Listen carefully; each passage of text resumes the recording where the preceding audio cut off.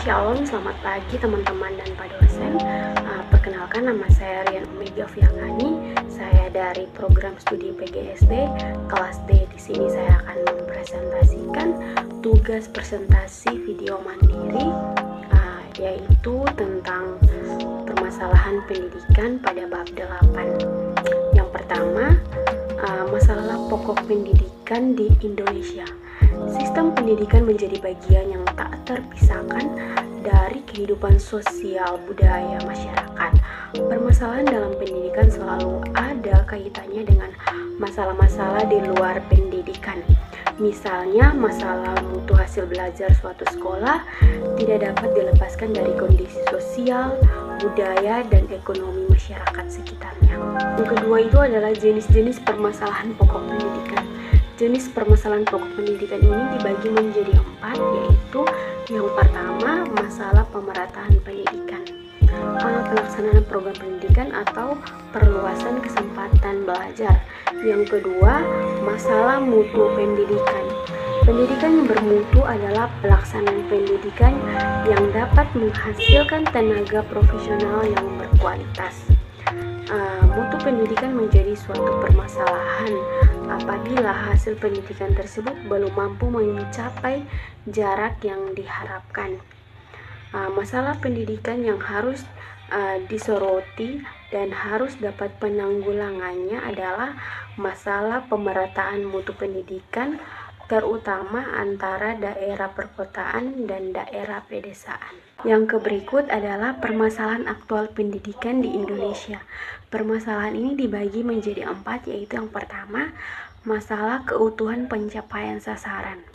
Pada Undang-Undang Nomor 2 Tahun 1989 tentang Sistem Pendidikan Nasional, Bab 2 Pasal 4, dinyatakan bahwa tujuan pendidikan nasional ialah mengembangkan manusia Indonesia seutuhnya, dan dipertegas di dalam GBHN Butir 2A dan B tentang arah dan tujuan pendidikan, bahwa yang dimaksud dengan manusia utuh adalah manusia yang sehat jasmani dan rohani. Yang kedua, masalah kurikulum. Masalah kurikulum ini dibagi menjadi 3, yaitu yang pertama, kurikulum Indonesia terlalu kompleks.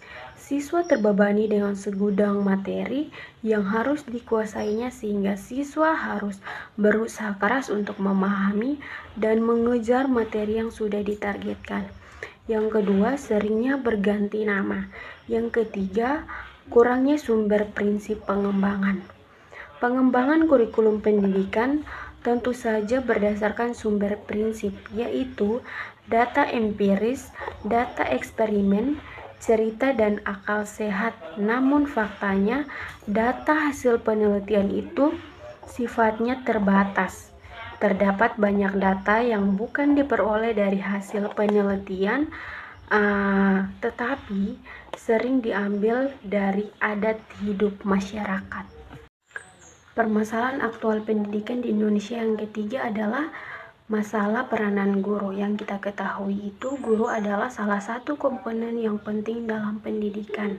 Seorang guru diharapkan mampu mengelola proses pembelajaran, menunjukkan tujuan pembelajaran, mengorganisasikan kegiatan pembelajaran, dan mengomunikasikan murid dengan berbagai sumber belajar dan memberikan dorongan belajar. Yang keempat, masalah pendidikan dasar 9 tahun.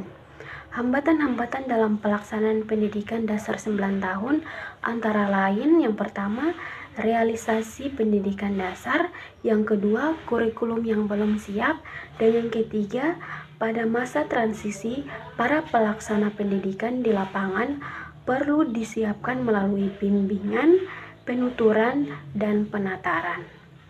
Yang terakhir adalah solusi masalah pendidikan di Indonesia. Solusi ini terdapat 2, yaitu yang pertama, solusi masalah pokok pendidikan di Indonesia. Solusi masalah pokok pendidikan di Indonesia ini dibagi lagi menjadi 2, yaitu yang pertama, solusi masalah pemerataan pendidikan.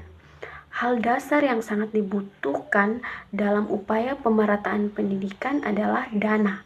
Yang kedua, solusi masalah mutu pendidikan. Upaya pemecahan masalah mutu pendidikan secara garis besar adalah pengembangan kemampuan tenaga pendidikan melalui studi lanjut. Yang berikut, penyempurnaan kurikulum. Solusi masalah pendidikan di Indonesia. Yang kedua atau yang terakhir adalah solusi masalah aktual di Indonesia. Ada beberapa upaya yang dilakukan untuk menanggulangi masalah tersebut, yaitu yang pertama, pendidikan efektif perlu ditingkatkan secara terprogram. Yang kedua, pelaksanaan ekstrakurikuler dikerjakan dengan penuh kesungguhan. Yang ketiga, pemilihan siswa atas kelompok yang akan melanjutkan belajar ke perguruan tinggi. Yang keempat, pendidikan tenaga kependidikan perlu diberi perhatian khusus. Yang kelima yaitu untuk melaksanakan pendidikan dasar 9 tahun perlu diadakan penelitian secara meluas pada masyarakat untuk menemukan faktor penghambat. Sekian video presentasi dari saya. Terima kasih. Shalom.